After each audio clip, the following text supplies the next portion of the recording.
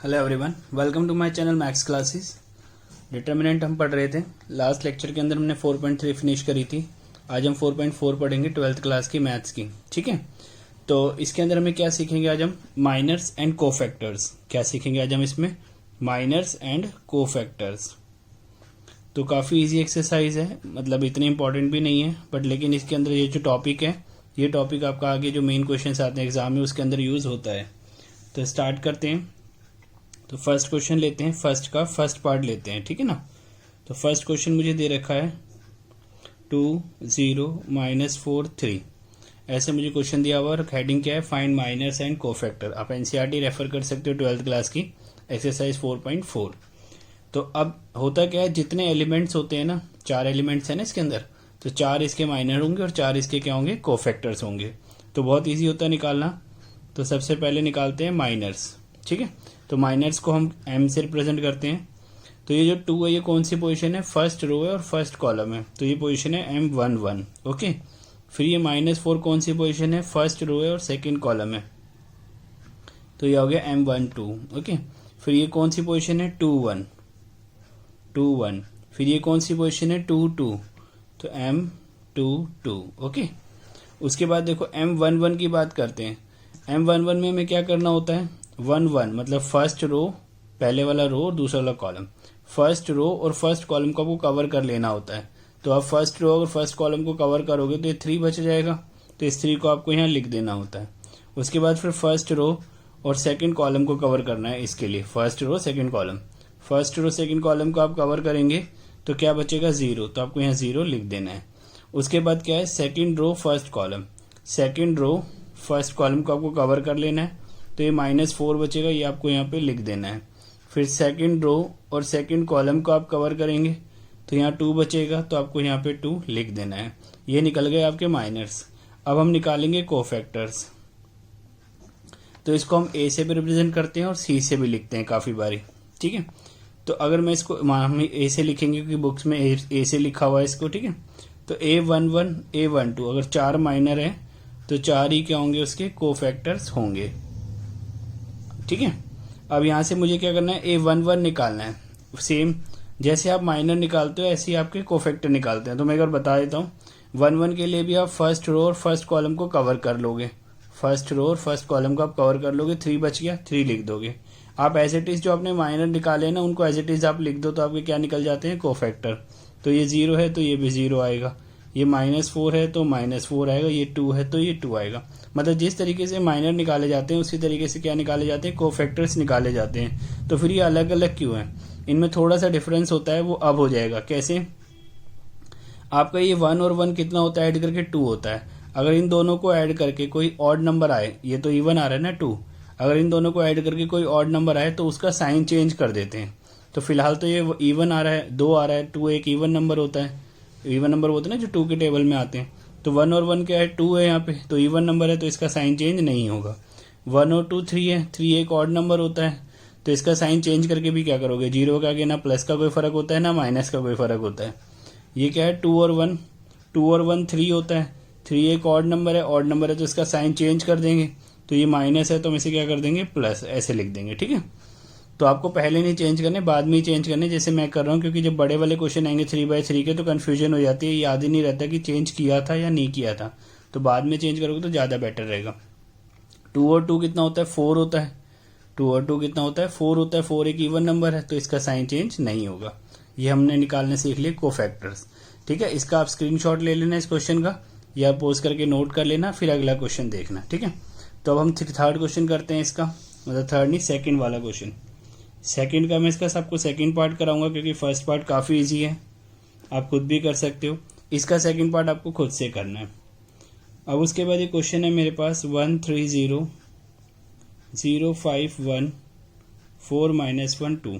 इसके मुझे माइनर्स और कोफैक्टर निकालने हैं। तो जो पैटर्न मैं आपको सिखाऊंगा, अगर आप इस पैटर्न को सीख लोगे तो आपको बड़ा इजी रहेगा एग्जाम में निकालना हमेशा।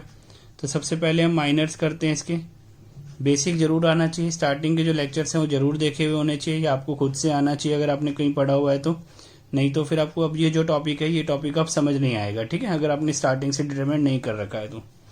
इसमें देखो ये हमारी कौन सी पोजीशन होती है? फर्स्ट रो और फर्स्ट कॉलम, तो ये होती है M11, ठीक है। ये कौन सी पोजीशन होती है, मतलब ये वाली फर्स्ट रो और सेकंड कॉलम, तो M12। इसको इसी तरीके से लिखना है, आपको बहुत फायदा मिलेगा। फिर उसके बाद ये फर्स्ट रो थर्ड कॉलम, ये 4। इसी तरीके से आप सारे लिख लो, पहले हमेशा लिख लिया करो एक एक लाइन छोड़ के। फिर ये सेकंड रो सेकंड कॉलम का, फिर ये सेकंड रो थर्ड कॉलम का माइनर। इसी तरीके से आप सारे क्या कर लो, लिख लो। फिर उसके बाद ये आपका क्या आ जाएगा, third row first column, third row second column, और ये थर्ड रो थर्ड कॉलम। उसके बाद यहाँ पर देखो, सबसे पहले 1 1 निकालते हैं, तो फर्स्ट रो और फर्स्ट कॉलम को आप कवर कर लो। तो ये 4 एलिमेंट बचेंगे, इनको डिटर्मिनेंट की तरह सॉल्व कर दो। ये 4 एलिमेंट बचेंगे ना, इनको डिटर्मिनेंट की तरह सॉल्व कर दो। जो 2/2 का डिटर्मिनेंट था ना, ये 2 है यहाँ पे, इसको सॉल्व कर दो। इधर मल्टीप्लाई 2 5 या 10, और 1 को -1 से करोगे तो -1 आ रहा है, तो इधर साइन चेंज हो जाता है, तो +1, 10 + 1 11। समझ आ गया। उसके बाद ये M12 करते हैं, तो इस वाले को छुपाओ और इसको छुपाओ, तो ये 4 एलिमेंट बचेंगे। इधर मल्टीप्लाई करो, 2 को 3 से करो 6, 0 को 1 से करो 0, तो ये 6 आ गया। इसी तरीके से 4 वाला निकालो, तो इसको छुपाओ और इसको छुपाओ, ये 3 और ये 0। तो ये मैं ऑलरेडी सिखा चुका हूँ आपको फर्स्ट लेक्चर में, तो वहाँ ध्यान देना, अगर आपको नहीं आता तो वहाँ देख लेना जाके। फिर उसके बाद 2 1 सेकेंड रो फर्स्ट कॉलम, 2 × 0 0, 1 × 4 4, तो 0 -4 -4, साइन चेंज हो जाता है ना यहाँ पे। फिर 2 2 सेकेंड रो सेकेंड कॉलम, 2 × 1 2, 0 × 4 0, तो ये 2 आ गया। फिर ये वाला कौन सा वाला, 2 3 सेकेंड रो थर्ड कॉलम, तो इसको कवर करो। 1 1 2 1, ये 4 बचेंगे ना, ये 4, 1 × 1 और ये 0। उसके बाद अगला सॉल्व करो, इस वाले 0 को छुपाना है, तो एक बार ऐसे एक बार ऐसे, तो ये 4 बचेंगे, ये 0 और ये +20 आ रहा है, तो -20 लेते हैं इधर, तो ये आ जाएगा -20। अब इसको कवर करो, इन दोनों को, इसको कवर करना है ना, तो इसको और इसको कवर करो, ये 4 बचेंगे। -1 को 1 से करो -1, 3 को 4 से करो 12, तो -12 लेंगे, -1 -12 -13। उसके बाद क्या करना है, लास्ट वाला रह गया ये 3 3, मतलब ये 2 को कवर करो, तो 5 1 = 5 और ये 0, तो ये हमने इन सारे निकाल लिए माइनर्स। अब हमें निकालने कोफैक्टर, तो इन्हीं को कॉपी कर देना है बिल्कुल। तो अब हमारा आ जाएगा कोफैक्टर्स, तो जो हमारे माइनर आए हैं वही हमारे कोफैक्टर हो जाएंगे। तो पहले मैं ऐसे लिख लेता हूँ, A11 A12, आपको इसी पैटर्न में लिखने हैं, क्योंकि आगे चल के आपको ये पैटर्न बहुत काम आने वाला है जब हम इन्वर्स निकालना सीखेंगे, एडजॉइंट निकालना सीखेंगे। एक टॉपिक आता है डिटर्मिनेंट में। फिर A31 A32, देन फिर A33। अब A1 हमारे लिख लो, इनको एज इट इज़ कॉपी करना होता है, जैसे हमने पहले 2/2 वाले में किया था।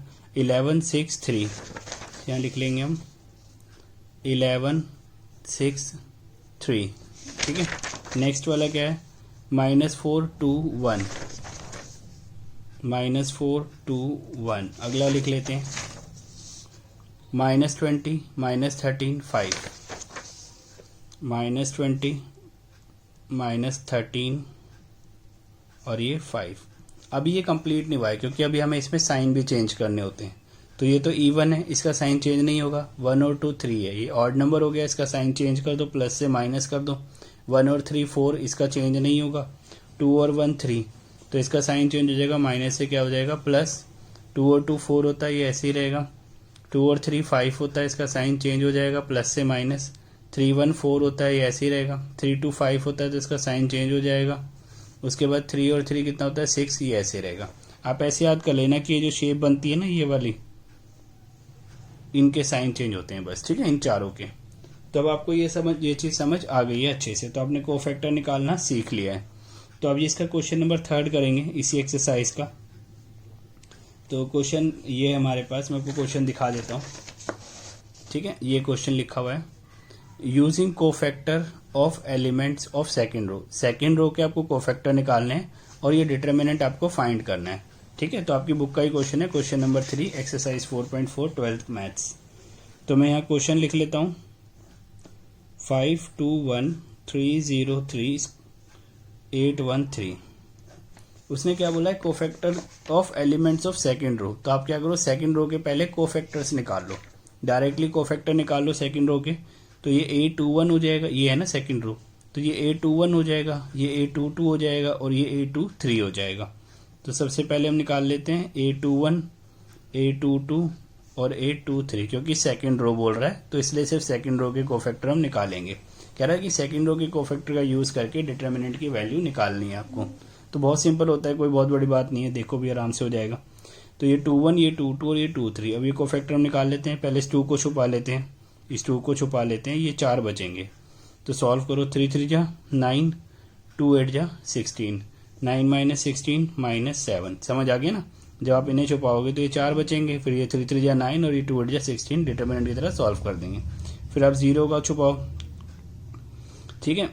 हमें ये बाहर वाले नहीं लिखने होते जब कोफैक्टर लिखते हैं, तो जो बचते हैं ना हमारे 4, बस इनका कैलकुलेशन हम लिख देते हैं जैसे हमने यहाँ किया है।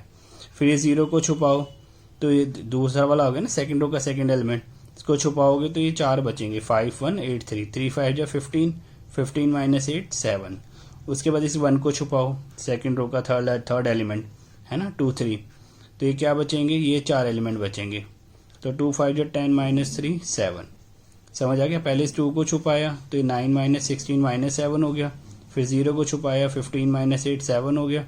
फिर 1 को छुपाया, 10 माइनस 3 7 हो गया। उसके बाद साइन चेंज करने, साइन चेंज कर लो।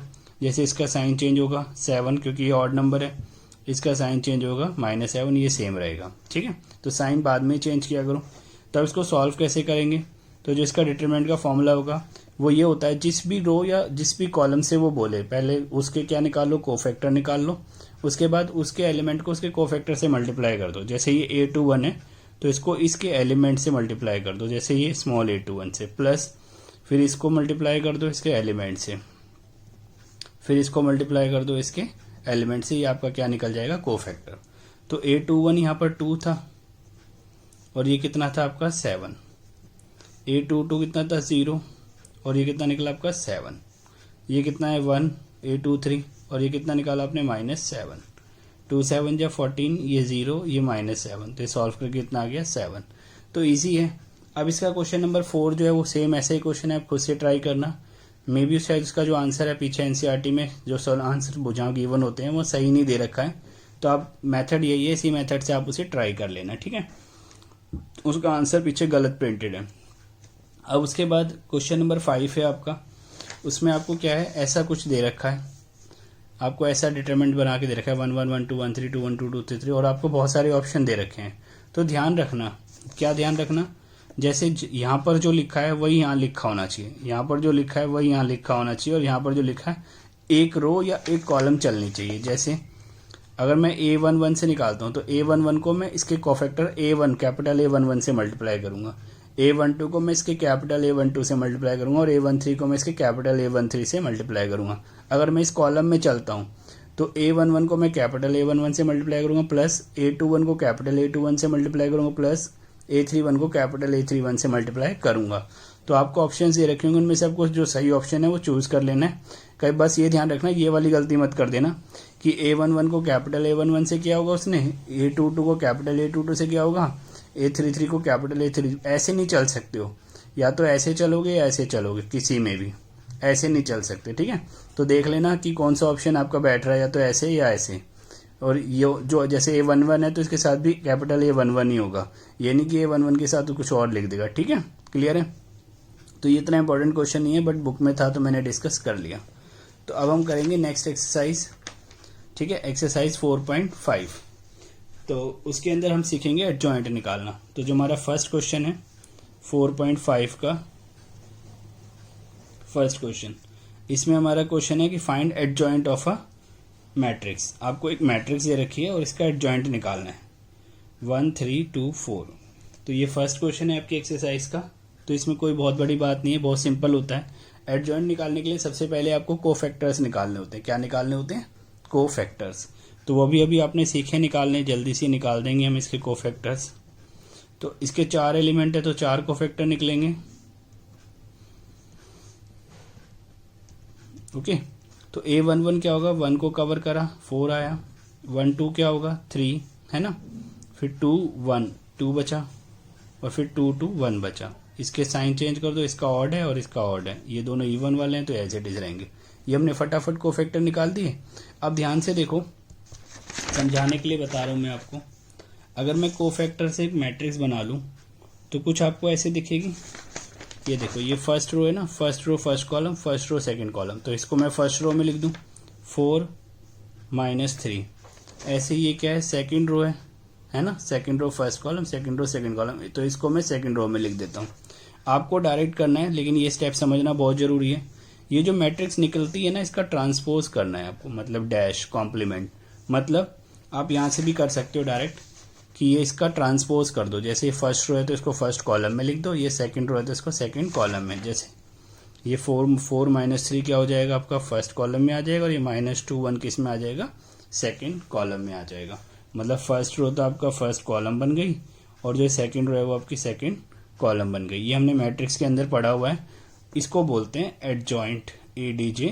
अगर आपको पूरा लिखना है तो पूरा होता है ADJOINT ऑफ A, और शॉर्ट में हम इसको लिखते हैं एडजॉइंट, और जिस मैट्रिक्स को बोल रहा है वो यहाँ साथ में लिख देते हैं एडजॉइंट A।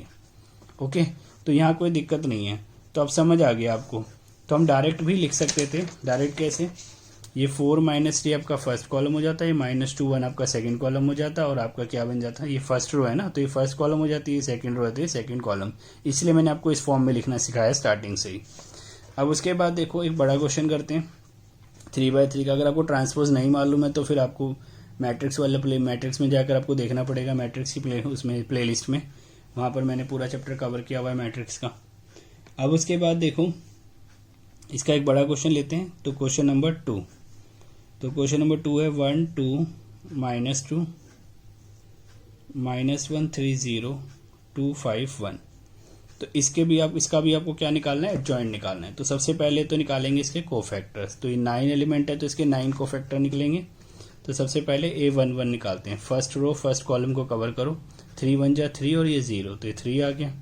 फिर A12 निकालते हैं, फर्स्ट रो सेकंड कॉलम, ये 4 एलिमेंट बचेंगे, 2 1 जा 2, और ये क्या आएगा, मल्टीप्लाई करके -10 आ रहा है तो +10 लेंगे, साइन चेंज हो जाता है ना, तो 2 + 10 12। ये आपको ऑलरेडी आता है, आप अपने हिसाब से भी सॉल्व कर सकते हो। फिर फर्स्ट रो थर्ड कॉलम, ये 4 बचेंगे, ये 0 और ये -6 है तो +6, 0 + 6 6। उसके बाद फिर A21, ठीक है ना, A21 क्या हो जाएगा, सेकंड रो फर्स्ट कॉलम, ये 4 बचेंगे, ये 1 × -1 -1 और ये 0। उसके बाद फिर 2 2 सेकंड रो सेकंड कॉलम, ये 1 और ये +4, क्योंकि ये -4 है तो +4 हो जाएगा, 1 + 4 5। फिर उसके बाद A23 second row third column, ये 0, ये +2 आ रहा है, मल्टीप्लाई करके माइनस तो आप क्या लो -2। उसके बाद फिर A31 third row first column, ये -5 और ये -6 तो -11, ऑलराइट। फिर 3 2 थर्ड रो सेकंड कॉलम, 5 1 जा 5 -2 2 जा 4 -4 5 -4 1 है ना। फिर उसके बाद थर्ड रो थर्ड कॉलम, 3 1 जा 3 और ये कितना +2 5 आ गया। तो इस तरह आप खुद भी निकाल सकते हो, आपको आराम से आते होंगे। अब उसके बाद साइन चेंज करनी, तो मैंने बोला था इनके साइन चेंज कर देते, तो ये चेंज हो जाएगा, ये +1 हो जाएगा, ये +2 हो जाएगा, ये -1 हो जाएगा। अब लिखने इसके एडजॉइंट, तो हम डायरेक्ट लिखेंगे इस बारी। कैसे, ये जो फर्स्ट रो है इसको बना देंगे फर्स्ट कॉलम, तो ये क्या आ जाएगा 3 - 12 6, 3 - 12 6। उसके बाद ये आ जाएगा 1 5 2 -11 -1 5। तो ये हमने क्या निकालना सीख लिया, एडजॉइंट निकालना सीख लिया, ठीक है। तो अब बहुत आसानी से हमने माइनर सीख लिए, कोफैक्टर सीख लिए, और किसी रो या कॉलम से डिटरमिनेंट निकालना सीख लिया, और हमने एडजॉइंट निकालना भी सीख लिया। तो अब आपको जैसे भी वीडियो लगी हो आप मुझे कमेंट करना, बताना कैसी लगी, कुछ और चेंजेस करने हैं तो वो भी करेंगे। और नेक्स्ट लेक्चर के अंदर मैं कवर करूंगा इसका इन्वर्स ऑफ मैट्रिक्स, जो सबसे इंपॉर्टेंट टॉपिक है डिटरमिनेंट का। तो आपको ये प्रैक्टिस करनी है यहाँ तक अच्छे से। कोई भी डाउट आए कमेंट करो, चाहे इंस्टाग्राम पर मैसेज करो, चाहे व्हाट्सएप फेसबुक, जहाँ पर भी आप कर सकते हो। सारे लिंक मैंने डिस्क्रिप्शन में दे रखे हैं, आप वहाँ पर से मुझसे कनेक्ट करके सारे अपने डाउट्स पूछ सकते हो। Till then take care, thank you very much, bye bye.